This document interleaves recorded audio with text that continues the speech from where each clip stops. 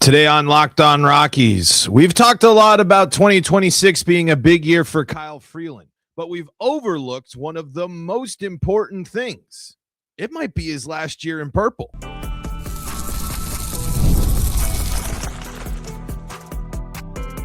You are Locked On Rockies, your daily Colorado Rockies podcast, part of the Locked On Podcast Network, your team every day.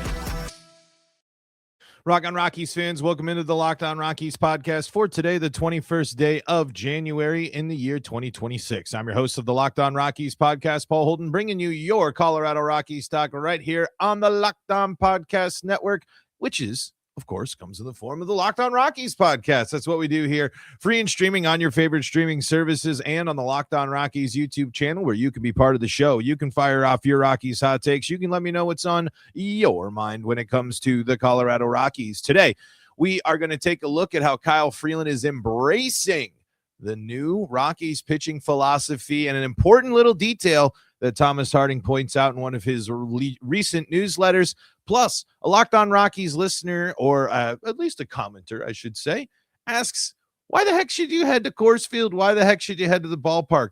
I have a simple answer, but it's an answer I think a lot of Rockies fans can relate to. We're going to get to all that and more on today's episode of Locked On Rockies. But before we go any further, I want to thank you for making Locked On Rockies your first listen of the day. As I mentioned, we're on all your favorite streaming services and the Locked On Rockies YouTube channel. The best way to support the show, the best way to be part of the show, the best way to hang out and have your Rockies questions answered is over in the Locked On Rockies YouTube comment section. So come hang out there and hang out with us over there as we rock and roll, get ever closer to Rockies baseball returning in 2026. If you missed the show yesterday, we were talking about the Willie Castro news. So if you want my takes there, if you're tuning in a little bit later, we broke all that down yesterday. All right, so I was checking things out today for the show, and as always, Thomas Harding's Rockies Beat, one of the great newsletters, if you're for Rockies fans here, highlights that Kyle Freeland is really buying into, or at least talking about how much of a change, how much he's buying into the changes the Rockies pitching staff are making, and this is the exact type of quote I wanted to hear right now. Again, it's not something that is immediately going to change everything, but this is the type of stuff I wanted to hear about, especially from a guy like Kyle Freeland. This is exactly the type of stuff I was looking for to hear from him, especially because you're looking at the makeup of the roster, and Freeland and Senza are really the only mainstays left for a while, as we've discussed before. So when it and what else are they? Pitchers, right? I mean, so obviously I've been kind of waiting to hear what Freeland has been learning and what he's been doing with the new ideas in the building so far. Obviously, it hasn't been a ton of time, but it sounds like there are some changes that should be things that excite the Rockies fan here. So here's what Thomas Harding, and this is what Freeland told him. With the ideas and the changes that we're making, I've been speaking to our younger guys and letting them know this is a very big breath of fresh air, said Freeland, who is heading into his 10th season in the rotation. Having guys come in wanting to completely change how we're doing this and take this in a completely direction, I'm bought in. And again, that is the mentality that Kyle Freeland needs to have. Exactly why it's easy to root for Kyle Freeland is he's always been a team guy, and now he knows what he just experienced. He knows what he's been through. He knows what his career's been like. Of course, I love the fact that he's staying open-minded, and he's saying, let's turn this around. What are you thinking? How do we do stuff differently? This is exactly the type of spot you want Kyle Freeland to be in heading into this season. And he elaborates on this as well. For a little background here from Thomas as well, which, again, the Rockies Beat newsletter is where we're getting this from.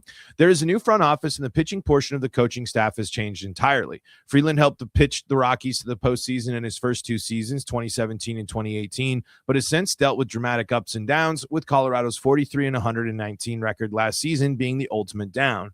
We needed a large change, or else this would have continued to repeat over and over again. We might have been better years than others, but ultimately it didn't look like it was going to be good. And if that statement doesn't summarize the Jeff Bridich and the Bill Schmidt eras of Colorado Rockies baseball, then I don't know what does. That is what they settled for. They were trying to do things to just be good enough, work in the margins and do things just to be good enough, add guys and talent to the team to be just good enough. And how often did it work out? Hardly ever after the Rockies making the postseason there in those back-to-back seasons. So that's a good blunt honesty there. Again, not two quotes I'm saying are big important deals, but not shocking to hear, right? Of course, this is a no-brainer for Kyle Freeland at this point as well. But it's again good to hear. It's one of the, when we're looking for in this offseason, we're looking for things to be different. It sounds like that already things will be different. The Rockies are going to approach pitching differently, and that's some of the stuff that we wanted. That's some of the type of stuff that we wanted to hear. Freeland, who turns 33 on May 14th, has never been one to do things the same way and expect results. After those strong first two seasons, Freeland struggled in 2019 to the point where he was optioned to AAA. He saved his career by developing a changeup, even if it meant taking a beating at pitcher-unfriendly Albuquerque. Injuries to his left shoulder and his right oblique led to changes in his throwing and workout programs. He has never been afraid to tinker with his pitches. Freeland began last season convinced that the Rockies could turn the corner and was crushed when it didn't happen, but he was always looking for a new way, and he believes he found it late. This is really fascinating here, and something that I wonder if you really dialed in, baseball viewers out there, the ones that really focus in and can really break things down here. There's in the Rockies beat, there's a GIF that will kind of explain this. He changed a slight little bit of something at the top of his I'm sorry, let me see, of his windup. I'm sorry, drew a total blank right there. He tweaked something a little bit here, and let me read what Harding said there. But I'm just curious. Let me know in the comments, or if this is something you noticed or picked up on, because it's just an example of why baseball is such a fascinating sport. Of how, a little tiny tweak here, a little bit of a change in your movement, your pace, or where you put your hands, or how you move your body, or how you twist things, or how you plant on your leg, or kick your leg out and deliver and go through your motion and everything. It's just, pitching is just it's just a fascinating sports thing when you think about it there. That side note aside here, let me go into this. During the final months of the season, manager Warren Schaefer changed the role of manager of performance sciences Brandon Stone, a biomechanics expert, from on and off presence to permanent part of the major league staff. Stone, pitching analyst Chris Bonk, and the rest of the coaching staff met with pitchers after each outing. The all-hands study led Stone and then bullpen coach Dustin Garneau, now the Braves catching coach, to suggest a change in Freeland's posture at the top of his lineup. We basically put me into more of a coil instead of a leg lift, which allowed me to hold that tension in my back hip and left knee as I started moving down the mound, Freeland said. That allowed me to hide the baseball better, allowed me to come out cleaner and crisper. It allowed me more consistency with my pitch mix. I mean, isn't that fascinating? And when you look at the split here, on the GIF that it shows, and I'm trying to figure out, I believe the left is probably pre-change and the right is after the change, because I'm pretty sure I'm seeing there be what is it? Yeah, the guy launches that ball. I can't see who's batting, but yeah, it's fascinating how much of a difference you see at the top of Freeland's windup, where you really see the leg a little bit, a lot tighter, but it looks like he is generating more power, and the glove being in that different position, I think, is making it a little bit more difficult for batters to see the pitch here. And we know, that's something that being hittable has been one of Kyle Freeland's biggest problems. And maybe that kind of also falls into being predictable in some instances in his career. So being able to disguise the ball even more, huge plus for him. And it led to some results here. Freeland unveiled the changes on August 28th when he gave up 3 runs on 8 hits while striking out 6 against no walks in 6 innings of a 4-3 loss to the Astros. In 31 starts overall, Freeland posted a 4.98 ERA with 124 strikeouts and 38 walks. But in the 7 starts with the new startup to his motion, he recorded a 3.86 ERA and 33 strikeouts against 4 walks. That final snippet included 2 duds. One, he was ejected 2 batters into a start against the Giants. Man, you remember that one? Wow. And a 6-5 loss to the Marlins that saw him yield 6 runs and 8 hits in 5 2/3 innings. When the information was provided to me, I was able to understand and immediately apply it to my game, and it was great to see it pay off quickly, Freeland said. That's just what I'm hoping for, the continued innovation with Freeland. I hope that they're able to dive in and be able to work with Antonio Senzatella and be able to rehab it and find something that'll help him work there. Again, just changing one part of the motion isn't going to fix everything with that happened to Freeland. And there was the 2 bad starts mentioned there, but you'll take that 33 strikeouts to 4 walks and a 3.86 ERA over 7 starts. That's a great run. That's a great few starts there. That's a great run, especially when you're factoring, bouncing back and forth from altitude or being at a home stand or being on a road trip or something like that. This is the type of innovation and the type of things that we should be excited about. And hopefully we continue to hear more of these stories. And I really do hope that one of the big storylines of spring is, hey, we are looking at the game different. I want guys to come out and say, this spring is differently because we are looking at the game in a completely different way. We're breaking down things in ways we haven't before. We're getting data and analysis that we didn't get before. We're getting input and insight into our game that we didn't get before. And that is making us more comfortable and confident as ball players and making us, feel, the better versions of ourselves. Obviously that's just spring, but that's the type of stuff. I want that to set the tone, and I want that to kind of establish that things are different for the Colorado Rockies. Now, that's not the only interesting thing from this Rockies Beat newsletter. There's an interesting little bit about Kyle Freeland we haven't talked a lot about this year, and it's his contract. Let's do that coming up next on today's episode of Locked On Rockies. Before we do that, though, got to tell you about the folks that help make this show possible, and that includes TurboTax. TurboTax. Actually, just going to...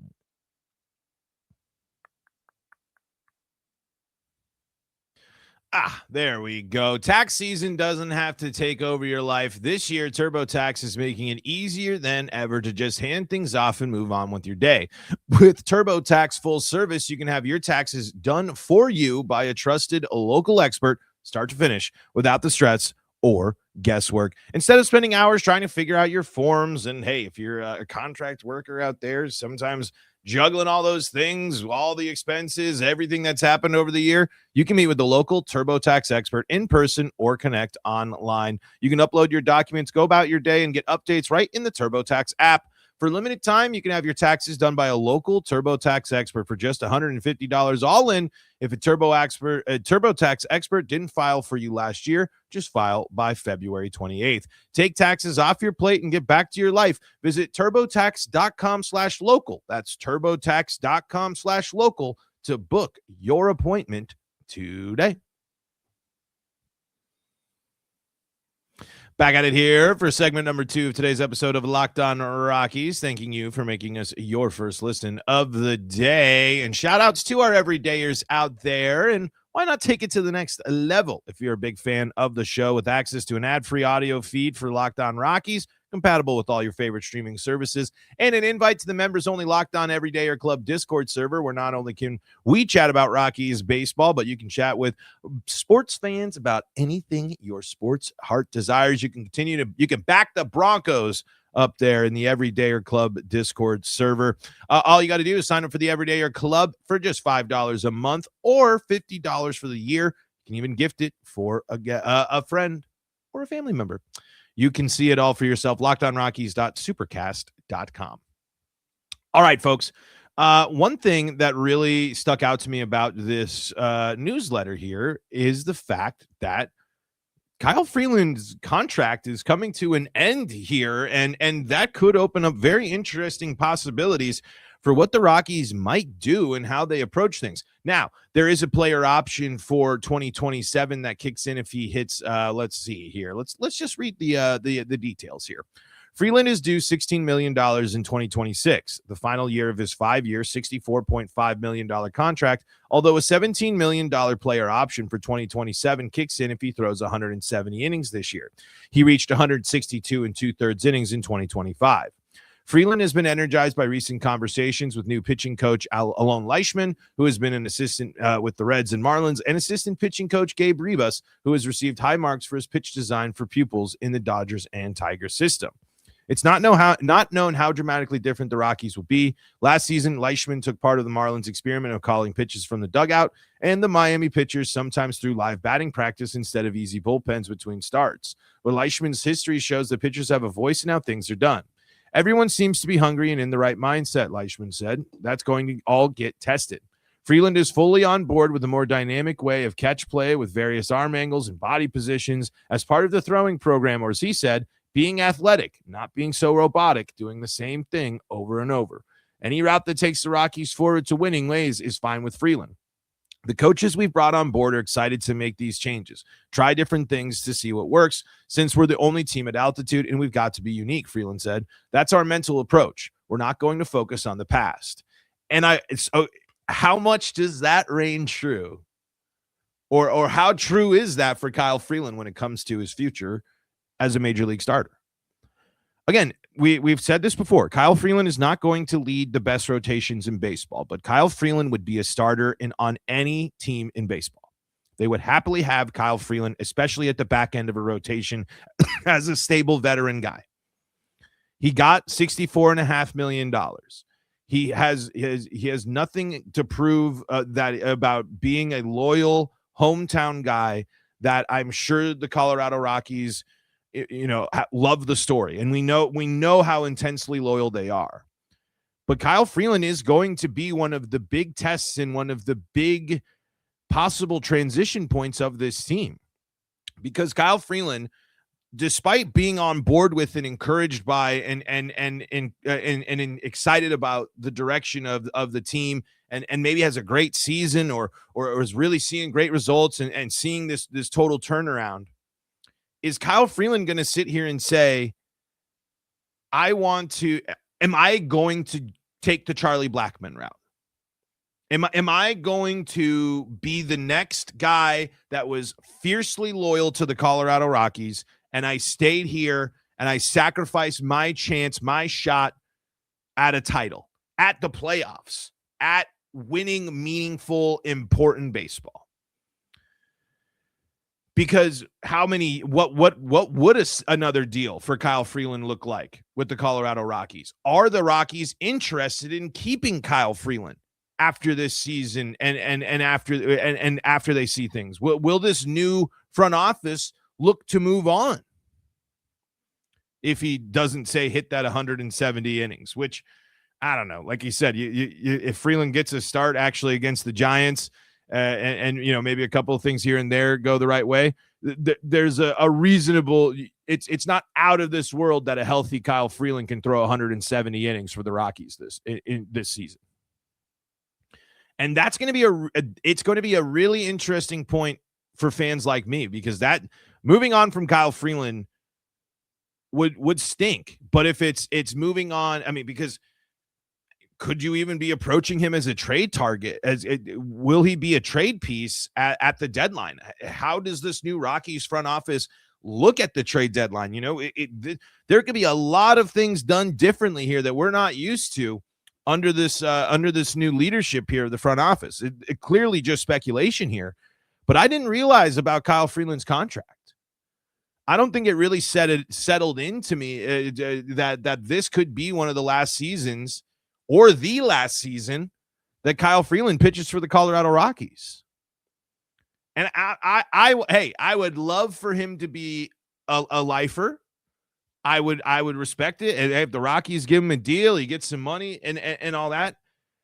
I just wonder if Kyle sits here and says, I have given everything, and I'm excited for the direction of this organization. but I want to take what I've learned and I want to go give myself a shot at a title, at the playoffs. The ultimate question that every Rockies free agent, really asks himself, right?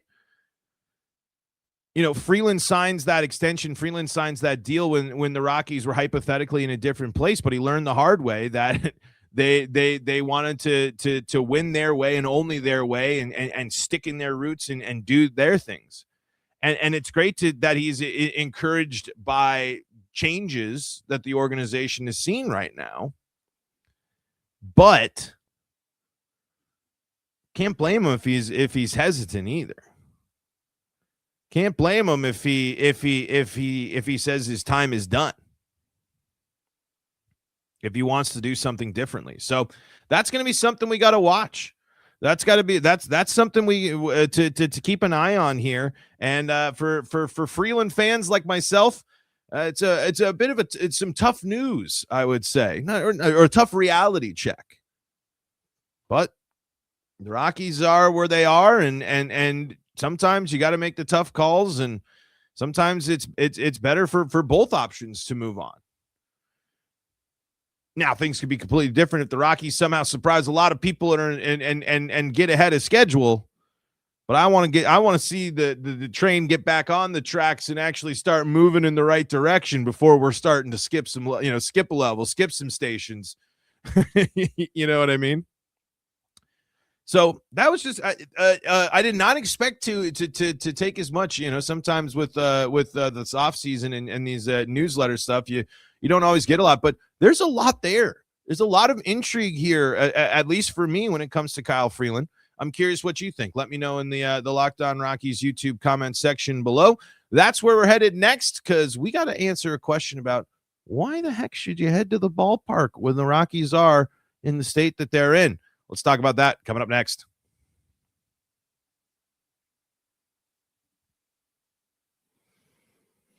Back at it here for segment number 3 of today's episode of Locked On Rockies. Thank you so much again for making us your first listen of the day and for letting me know your thoughts in the Locked On Rockies YouTube comment section.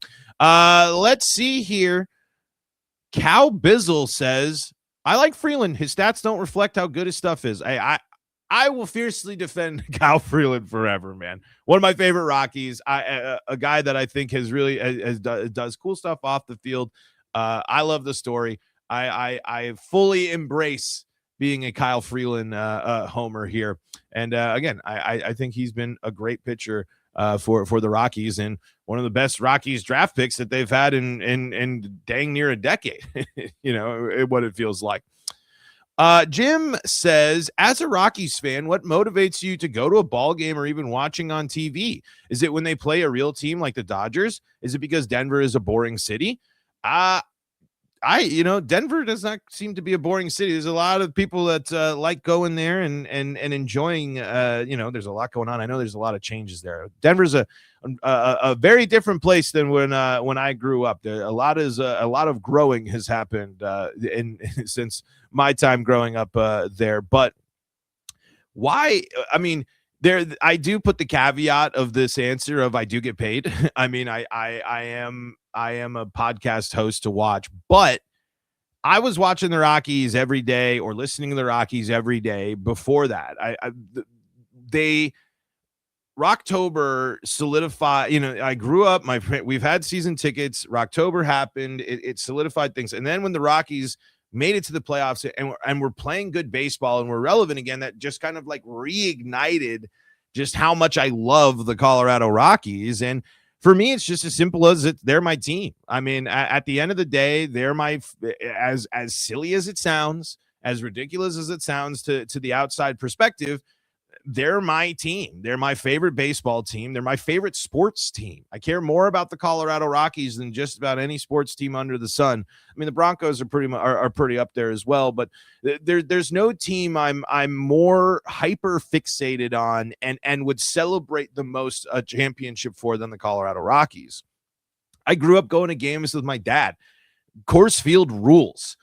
I mean, as much as it is a joke and as much as it's a valid talking point and a valid criticism of it, you can't sit there and tell me that it ain't enjoyable for a beautiful day in Denver to head to the ballpark, get a cheap seat, get in there and watch baseball and have an opportunity to watch greats from around the league now that the Rockies play every team in baseball. And yeah, I mean, as much as it stinks to watch them do damage, like, you get an opportunity to see the best players in the business because the NL West is loaded with talent, and then not to mention all the other teams that roll through here. I like baseball and even the bad baseball. I don't blame you if you don't go. I don't blame you if you don't watch the team. I don't blame you if you don't follow the team. They haven't given you a lot of reasons to go. But if I'm in Denver in the summer, I'm looking to go to multiple Rockies games.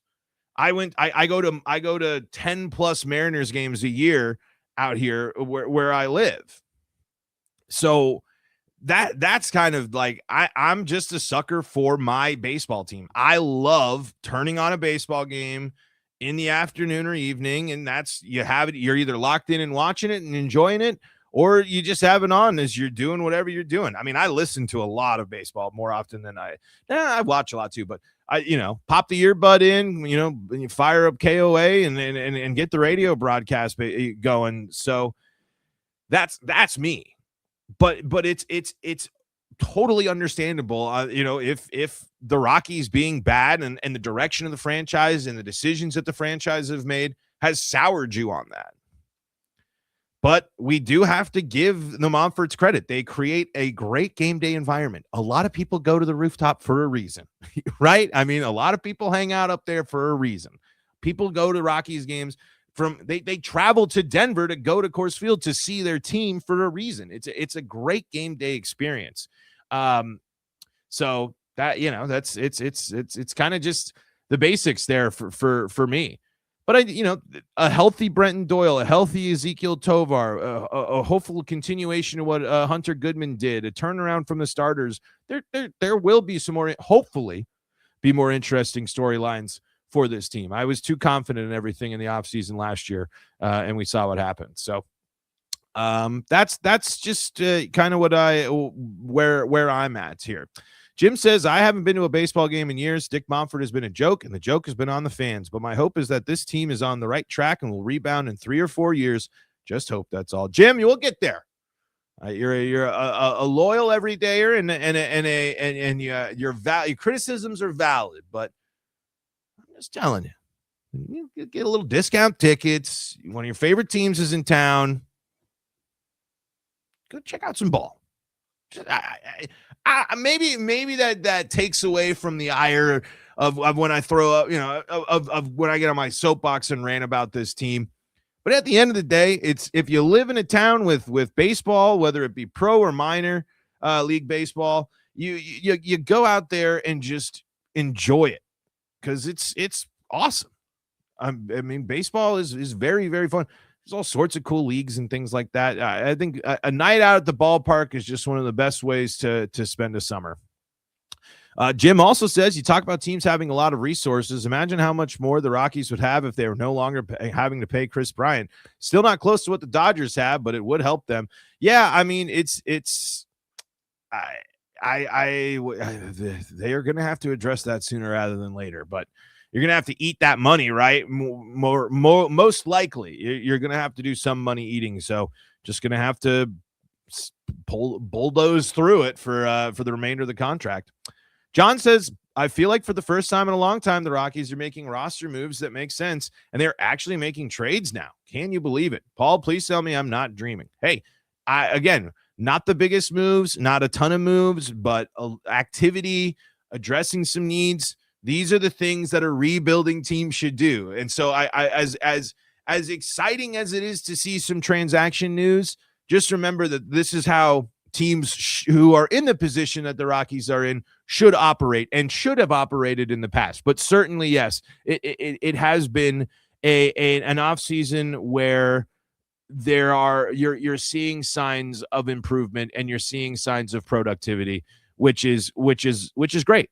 But now it will have to pan out on the field, and there's still some questions and some things that the Rockies need to look into here as they continue to figure out how to get themselves back into a competitive window, which we know is a little bit far off. But yeah, I'm with you. I think, again, I said on the podcast yesterday, the Willie Castro move, high ceiling, not a long commitment. The Lorenzen move, veteran arm, guy that can eat some innings for you. Why not? Trading, making some lower level trades, could be setting the stage for a more active trade deadline here. I think we talk a lot of hypotheticals about the trade deadline, but maybe we're seeing inklings. Maybe we're seeing, getting some early feelers about what the Rockies might be looking at here for the trade deadline.